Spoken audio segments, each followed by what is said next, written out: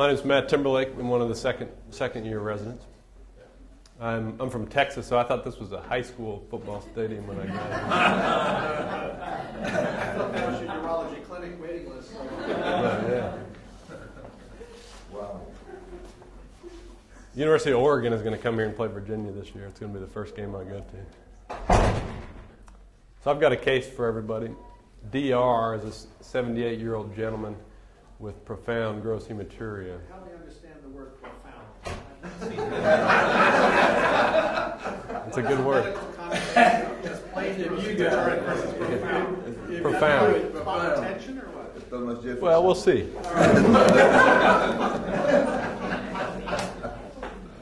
So his history is significant for colorectal cancer. He had an abdominal perineal resection and chemoradiation 10 years ago. And subsequently developed bilateral ureteral strictures, and that was managed with stents for the last 5 years. Those have been replaced regularly. He developed the profound gross hematuria abruptly and was admitted to an outside hospital. So there, he was a large catheter was placed, and he was started on CBI. Was taken to the OR for clot evacuation on 2 different occasions. They changed the stent, and there was a question in the note about blood from the right UO. At the hospital, he required 8 units of red cells in 48 hours, and at that point, they were quite concerned and transferred him to a higher level of care. I believe this is an oral board question that is given out on a regular, periodic basis, but continue. All right. So he has had a history significant for appendicitis with an open surgery 22 years ago, coronary disease with a cabbage 5 years ago, colorectal cancer, status post the APR and encolostomy, and then the EV, and then a subsequent enterovesical fistula with a small bowel resection and bladder closure 4 years ago. So he does have peripheral vascular disease and a stable abdominal aortic aneurysm. Family history significant for cardiovascular disease as well. He himself has an 80-pack-year smoking history. Quit 5 years ago. No alcohol. So he's on aspirin. He's on metoprolol. He's got no allergies. At the time of his transfer to UVA, he was asymptomatic. But he was pale. He was a little bit diaphoretic. He was tachycardic and normotensive. He had the 22 French 3-way catheter that was occluded and not draining, and significant clot burden in the bag.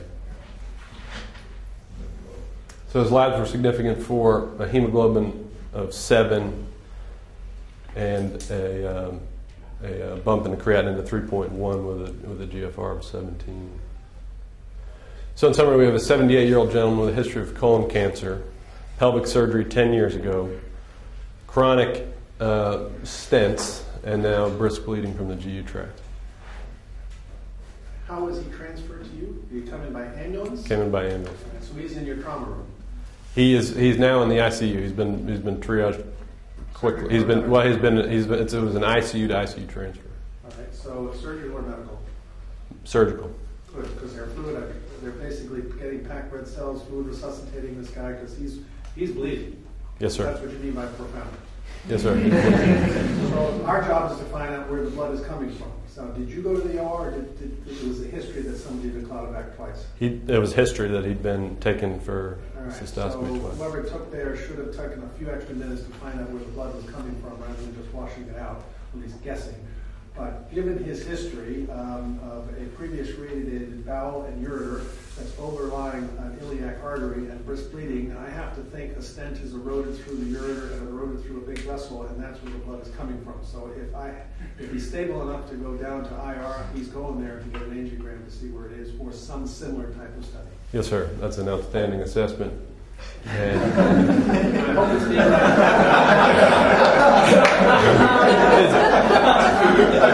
So just before transfer,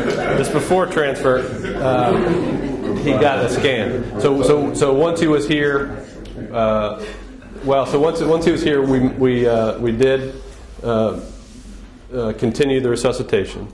We spoke with radiology about the best course of action in terms of getting him to angiography and getting imaging to confirm the diagnosis.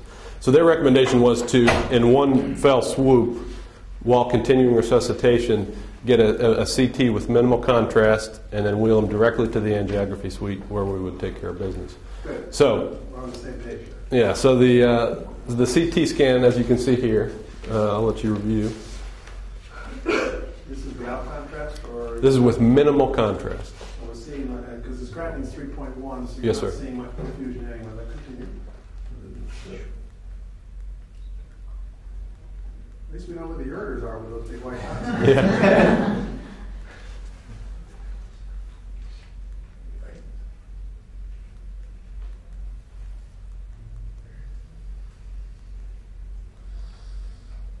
So you can see the proximity of the right ureter to the arterial system right here. So in case the stent was tamponading any bleeding, in the angiography suite, under direct vision, the stent was removed. And So stents were removed through the bladder? This looks like a perk. yeah, so They perked it first. that's correct. That's an important piece of history. Yeah. So they got access and removed the stent So help me understand. prior to angiography. They did the CT. Mm-hmm. I looked at a number of CTs in my day, but I must admit I did not see a big puddle of blood or anything else that would guide me. I mean, I hear what you said, and it was running closer to the right side, but I assume they were not satisfied that they had a diagnosis of a specific point of bleeding. Is that correct? That's correct.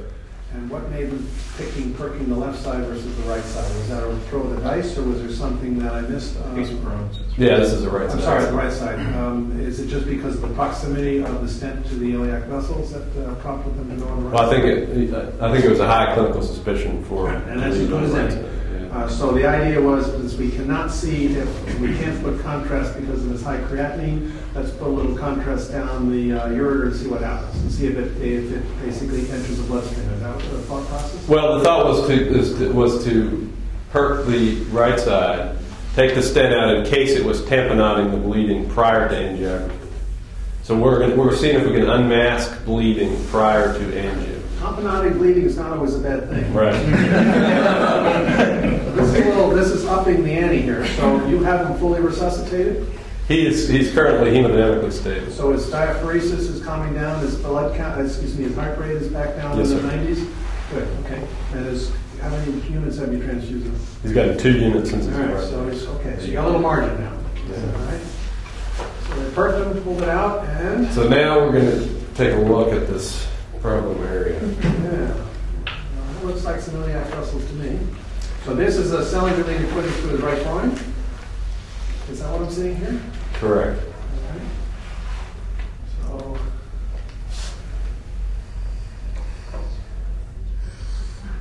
So do you notice anything here concern? Orient.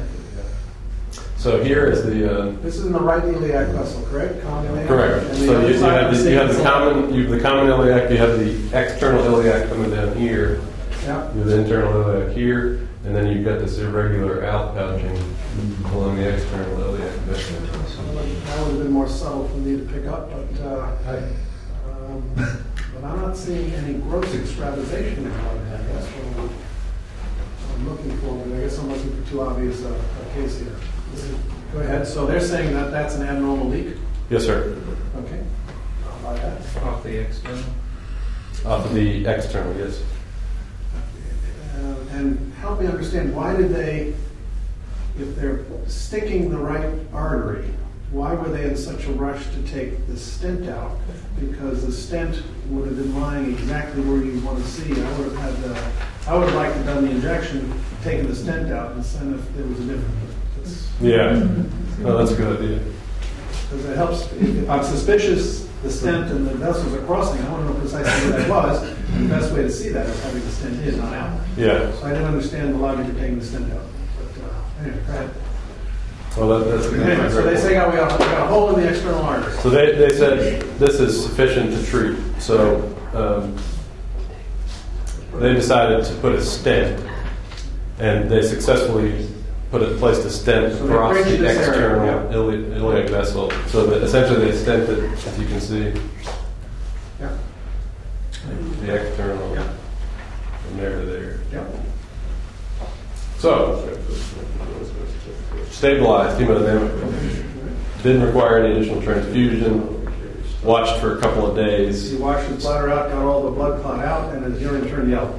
Urine was, the CBI, exactly, so his urine turned yellow. It's a pretty good indicator you got the blood stop. Yeah. You probably had the right diagnosis then. So based on the clear urine, we decided it was okay, and he needed the Plavix for the stent. So that was initiated. Didn't bleed, and was discharged on the second day. All right. So he did well for 14 months. Okay. He had regular right nephrostomy changes, and he had a stent on the left side. So 14 months later, he was really dissatisfied with his nephrostomy tube, and his urologist wanted to help him out, so decided to place a right stent in antegrade fashion, capped the nephrostomy tube on the right. This is on the problem side. Antegrade fashion. So he did it, or the interventional radiologist? He did. He did.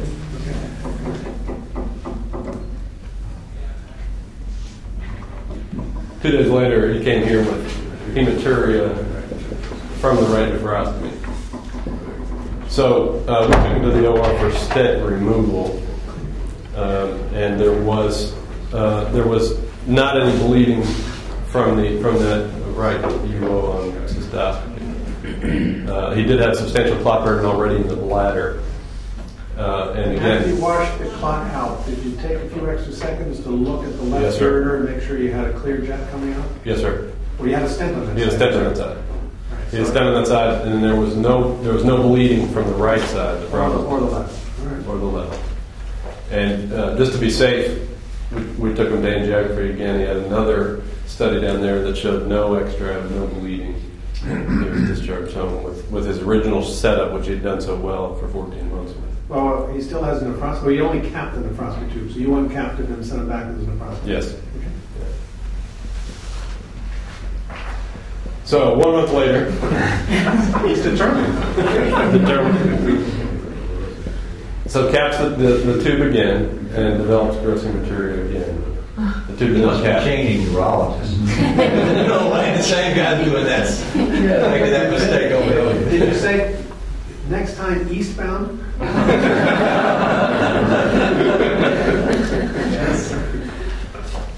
So we were pleased to make his acquaintance again, and we admitted him to the service, did a cystoscopy.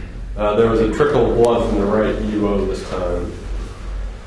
So we admitted him for observation for serial transfusion, bladder irrigation, stopped the Plavix, and got some imaging. What's his creatinine? Creatinine now is 2.1. So he does have some baseline insufficiency at this point. So here, this is a CT scan. This is while he's in-house, while we're having to actively transfuse him 1 or 2 units every 1 to 2 days.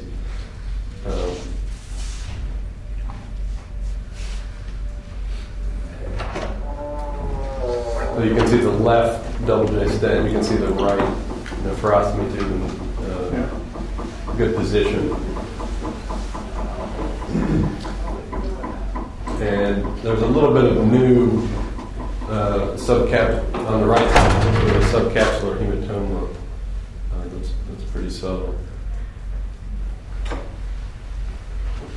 right. And you can see the previously placed endovascular stent down there. So he had a third study down in IR with angio. No significant bleeding was observed. And he persisted in having this hematuria requiring serial transfusion. Now this was 10, 11, 12, 13 days hospital stay. So then I started my urology This residency. is July 1st? This was July 1st. They put me on call the first day.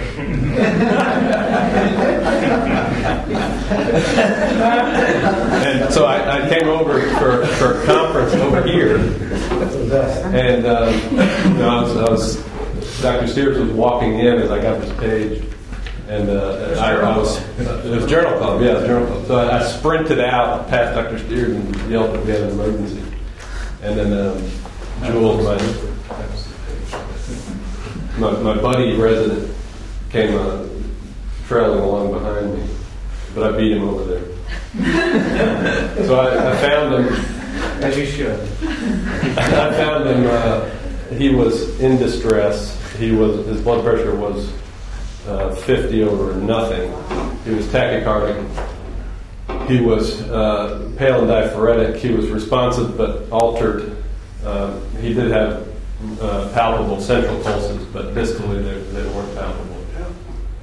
And his Foley bag, as the nurse had indicated, was indeed the capacity like a giant balloon with bright red arterial blood. This is not a good thing. 80-year-old gentleman with known ureteroarterial fistula. Status post stenting 15 months ago. Now in complete collapse with rapid hemorrhage. And he's still fully anticoagulated too? No, he's all now. dead stuff. Yeah, that's tough. Well, you're in trouble, but this is a surgical emergency. You've got to get your coat team out, because they probably will, if you don't get some fluids and blood into them. And we're back to IR again to find the source. Could it be the other side? Could be. But I suspect you got a similar problem, and very well could be the other side is now eroded. But I'd still be worried, but the same process I would go through if you can. Yes, sir. So we confirmed access. We called. We got everything set up. We transfused him. We talked to vascular surgery. We talked to interventional radiology. We decided rapidly to get him down to IR. We were able to do that within a matter of minutes. He did lose consciousness during procedure setup. Never lost central pulses. We got him on the table, and they shot this film. This is again the right side, the problematic side. And that is leaking at this. Is that what I'm saying? Yeah, there's a little bit of a leak there. Yeah. Do they feel that's sufficient to explain his collapse? Well, this was the one that they were more concerned about here. But you can see a little bit of blood coming off the top. So again, this is the same right side. So we're north of our previous stent, right? Correct. And Correct. we got a guy who's almost dead if we don't do something soon. Yes, sir. And if we completely exclude that, we might lose the leg.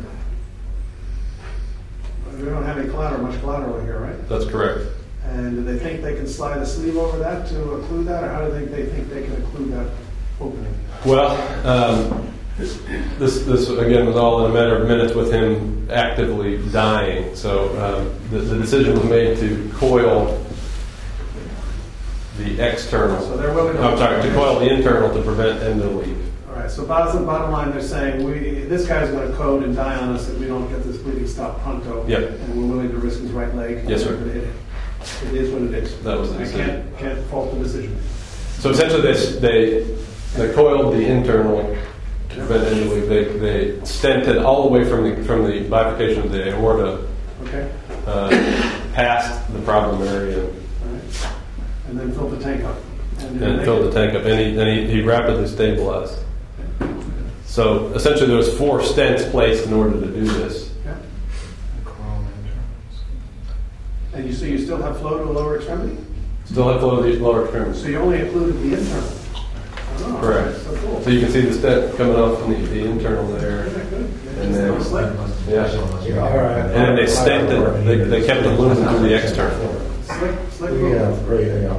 No, if you had taken him to the OR, he would have died. So this was slick.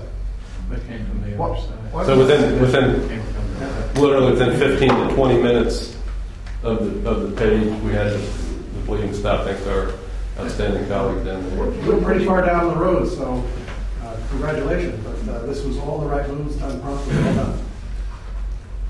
You made that diagnosis right at day one? Yes, sir.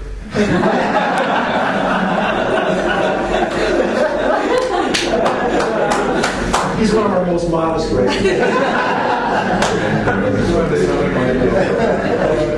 You laugh, but this is actually, and did you come up with this as the oral board question a couple of years ago?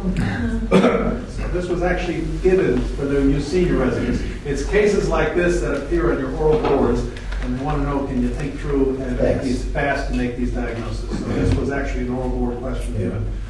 It's probably been retired, but it might resurface someday again. So. I'll get it right.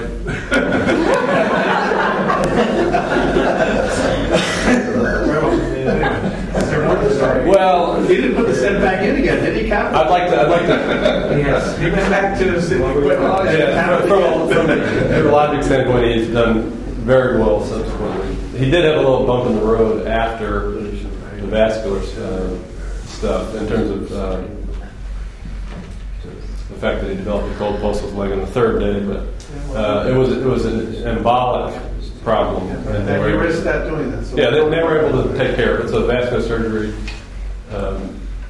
essentially took out the embolus and was able to do a complex grafting arrangement. Subsequently, yeah. And he didn't bleed from the G tract again. And does he have or does he not have a stent? So now, so he ended up having that whole portion of the ureter and after this was grafted, all the flow came from the left side, and they essentially. So what did you do with his right ureteral system, right renal system? Does he have a nephrostomy tube or a stent? He's got a nephrostomy tube. Yeah, good.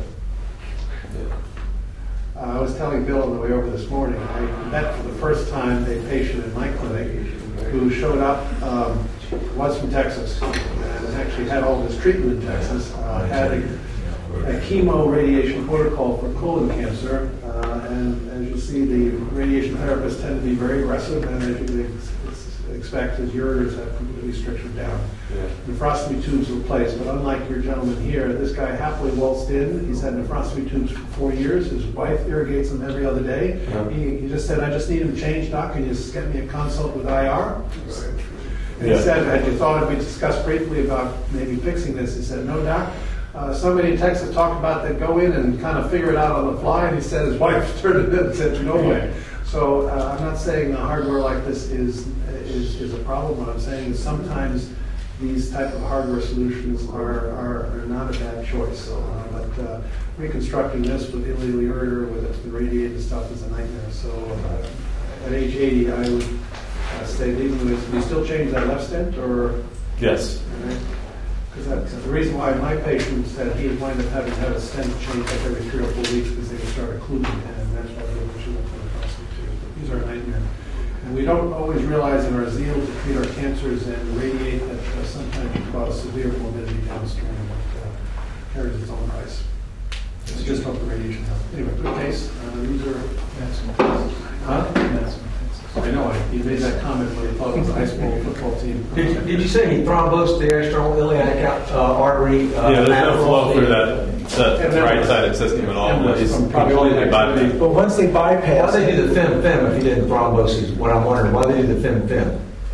Well, they wanted to take the arterial flow completely away from that area that was prone to occlusion, thrombosis. So they ligated it? Yes. Above. Yeah. Yes. Above the fem bypass. That's right. So all his flow goes down the aorta, down the left side, and then across this graft that was done subsequently. Yeah. Good. So I guess, in hindsight, you probably could have, they could have called the whole thing as, and then been prepared to do a fem, I guess. Yeah. Well, the fem after he flipped the embolus. Yeah, He might have got the embolus further. Yeah. Haven't got the embolus, so we're going to avoid that. So. But once you do the bypass, it'll reduce that to a lower flow anyway, and it'll occlude, so they should probably. Yeah. Look, the guy's alive. You did good. He's alive with a leg and. Yeah, now we always want to get him out of the hospital, so mortality's not at our service. This has been the big thing. He goes on a hospice, then we quickly get him out. You know, this tracking of outcomes, mortality is really a problem for private centers. Is that you? No, sir. That's what they're going to take you on tomorrow.